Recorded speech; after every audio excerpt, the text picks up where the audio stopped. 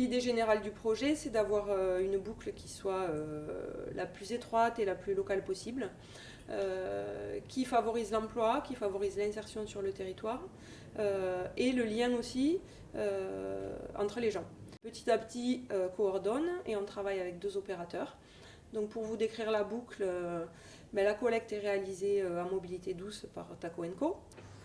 Messieurs, dames, bonjour. Taco Co pour le compost. Donc Taco Co, auprès des professionnels, collecte des gros seaux de déchets organiques. Donc là, c'est à la fois les déchets de cuisine, à la fois les restes de repas, c'est-à-dire que tout est valorisé. Comment ça va? Ça va et toi? Écoute, ça va, je te débarrasse ton bio.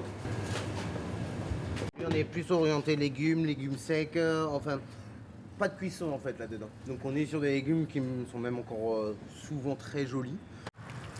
Tous les 2 jours, moi je fais une tournée avec le vélo Taco pour aller voir les différents restaurants qui produisent du coup des denrées alimentaires qui vont être jetées. Tous les jeudis, Regard vient faire la levée en fait de nos palox, donc on remplit nous dans la semaine avec le biodéchet. Donc gérer, ça veut dire constituer un tas, l'humidifier quand c'est nécessaire, y rajouter de la matière sèche et du broyat de déchets verts pour que ça soit quelque chose d'équilibré, le suivre. Le suivi, c'est principalement une prise de température pour vérifier que l'activité bactérienne se déroule correctement. Retourner le tas, y faire rentrer de l'oxygène, mélanger les matières, etc. Tout ça, c'est donc la phase active. Et ensuite, il faut laisser travailler le temps et la nature. Le tas est couvert, brassé 1 fois par mois, patiente entre 6 à 9 mois avant d'avoir un compost qu'on dit mûr, c'est-à-dire qu'il est prêt à être utilisé. Il contient à la fois de la matière organique et des éléments nutritifs que l'exploitante, Nathalie Torres, va pouvoir récupérer sans aucune contrepartie financière et l'utiliser sur ses cultures pour lui permettre d'améliorer la productivité de son sol. Et en fait, ici, c'est le terrain qui m'est mis à disposition par le foyer Le Mas Saint-Pierre, donc une structure qui accueille des personnes en situation de handicap.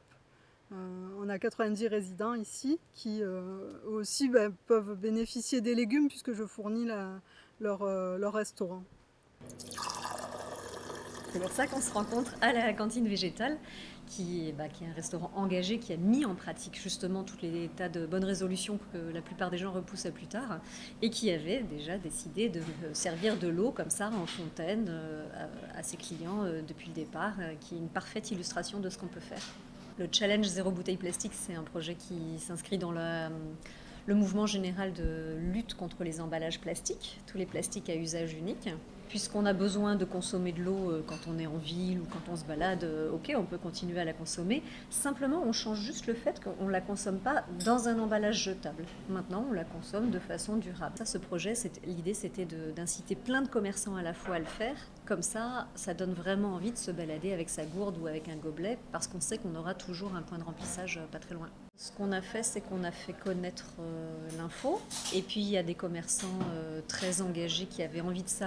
Un des témoignages que j'ai eu assez souvent, c'est je me suis lancée dans la restauration, souvent dans la petite restauration rapide, parce que j'aime cuisiner, j'aime la bonne alimentation. Et finalement, je me retrouve à être vendeur de plastique et ça me dégoûte. Je finis par ne plus aimer mon métier. Et donc, il y a plusieurs commerçants qui m'ont accueillie en me disant ça fait du bien. Voilà, ça fait du bien d'avoir une solution. Je suis tellement contente de participer à quelque chose comme ça qui va me réconcilier avec mon activité.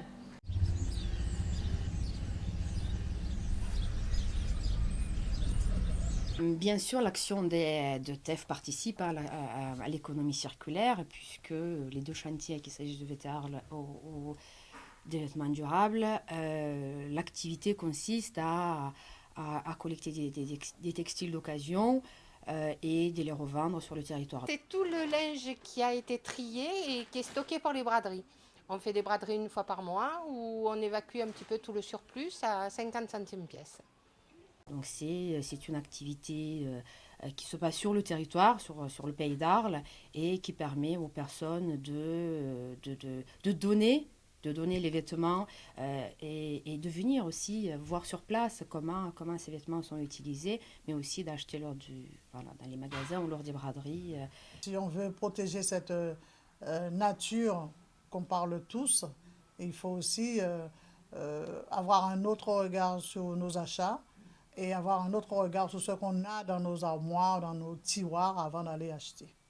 Ces dispositifs sont des vraies petites mini-entreprises, même si elles sont financées à grande majorité. Restent des dispositifs qui participent à l'économie locale. Composteur citoyen partagé qui a été mis en place sur le quartier de la Roquette. Donc petit à petit à assurer toute la concertation préalable et l'accompagnement à la mise en place. Ce site-là a été ouvert et lancé au mois de mai dernier. C'est un franc succès, on travaille à l'accompagner. On voit que c'est le bac d'apport, là où les gens viennent verser leur bioso. Et à côté, c'est presque vide, mais c'est le stock de broyat, de déchets verts, puisque la consigne, c'est en même temps qu'on apporte des déchets frais, il faut rajouter du sec et qui est plus en carbone pour avoir un mélange après qui va être équilibré et qui va permettre de produire un bon phénomène de compostage. Et l'idée, c'était vraiment de proposer aux Arlésiens une autre manière de consommer. Donc leur proposer des solutions pour produire moins de déchets au quotidien, donc que ce soit dans le domaine de l'alimentation, des produits cosmétiques, mais aussi des produits d'entretien. C'était quelque chose que j'avais en moi depuis un moment et l'idée c'était vraiment d'accorder ma vie professionnelle avec mes valeurs. En fait, on essaie vraiment de mener un travail en amont avec les fournisseurs, notamment les fournisseurs locaux, pour en fait leur retourner le plus de choses possible. Donc que ce soit des cartons, des palettes, les caisses dans lesquelles ils nous rapportent des choses. Enfin, l'idée, c'est vraiment là aussi de mettre en place un circuit pour qu'on ne reproduise pas à chaque fois une nouvelle ressource. Moi, en fait, l'idée, c'est de proposer des alternatives au plastique et encore plus au plastique jetable. Et donc, effectivement, il y a beaucoup de gens qui souhaitent se débarrasser complètement du plastique et qui peuvent venir ici. Donc, en premier lieu, trouver des gourdes donc pour éviter d'acheter des bouteilles plastiques. Il y a une fontaine à eau auprès de laquelle ils peuvent se servir à boire. Et plus globalement, il y a beaucoup d'objets pour essayer de se passer le plus possible de plastique. Alors, les recyclables, pour faire très simple, c'est un projet qui consiste à aller chercher de la matière première qui est considérée comme du déchet auprès des Arlésiens, mais aussi auprès des professionnels, des commerçants du territoire, et puis de les intégrer dans les ateliers d'artisans qui ont recours au réemploi de matériaux pour qu'ils fabriquent avec ça des nouveaux objets qui peuvent être utilitaires ou qui peuvent être des œuvres d'art si c'est des artistes ou des designers par exemple. Et donc ça a commencé très petit en 2018 par un premier projet qu'on avait fait avec Pays d'Arles en Transition qui était que orienté textile. Ensuite en 2019 c'est devenu un festival où là on a intégré toutes les disciplines qu'on a pu trouver. On a recensé plus de 30 artisans sur le territoire qui utilisaient des matériaux recyclés. Donc ça voulait dire qu'on pouvait piocher dans tous les types de matériaux.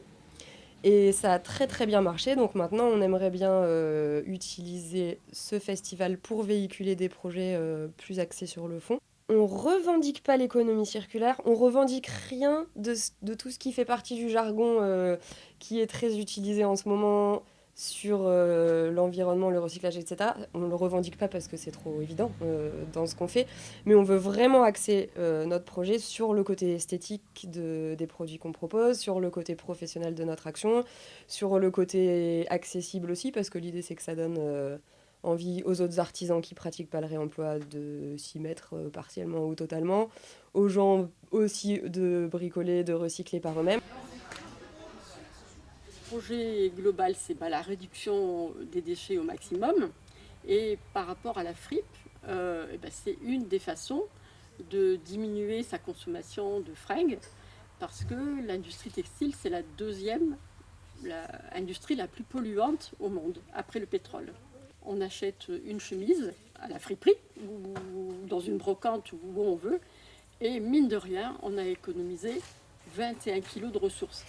Je crois que pour la première fois, il y a quelques mois, les vêtements de seconde main ont dépassé les ventes de vêtements neufs. C'est quand même un bon signe. Puis il faut savoir qu'il y a beaucoup de nouveaux emplois qui se créent dans l'économie circulaire et dans le réemploi. On ne va pas s'interdire d'acheter du neuf parce que on n'est pas des intégristes. Moi, je continue quelquefois à acheter des choses neuves, mais parce qu'elles ont du sens. Donc, dans cette démarche-là, ce qui est pour moi le plus important, c'est la joie qu'on éprouve. Le projet il est parti d'un constat qui était très simple, c'est comment est-ce qu'aujourd'hui on accompagne les professionnels du cheval, centre équestre, élevage, à valoriser ce qui est pour eux un déchet, c'est-à-dire le fumier. L'amenant à la manade Chapelle, on va aider à nourrir les terres de la manade. Le fait que Actus a mis en place un second chantier d'insertion, qui est plutôt chantier de transition sur Saint-Martin, on se rapproche de la manade Chapelle. Notre raisonnement, c'est d'amener une fumure naturelle au sol.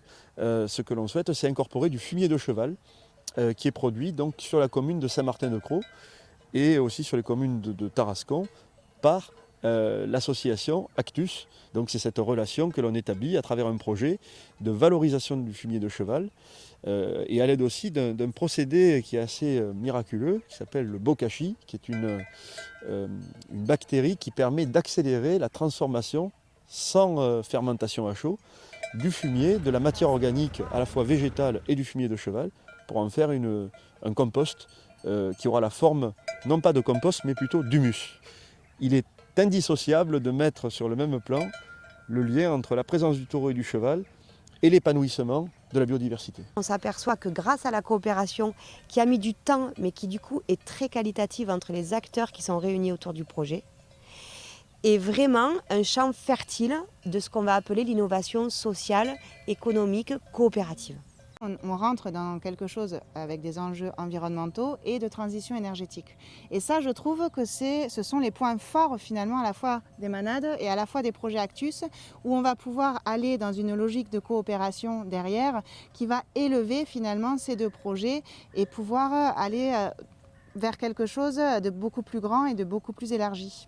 Une chose importante qui est en train de se mettre en place au niveau territorial et au niveau collaboratif, c'est que suite à des échanges récents avec l'association Petit à Petit, on va être sur véritablement une collaboration supplémentaire dans l'utilisation de déchets. On va aboutir à des actions qui se rajoutent les unes aux autres parce que ça devient des évidences.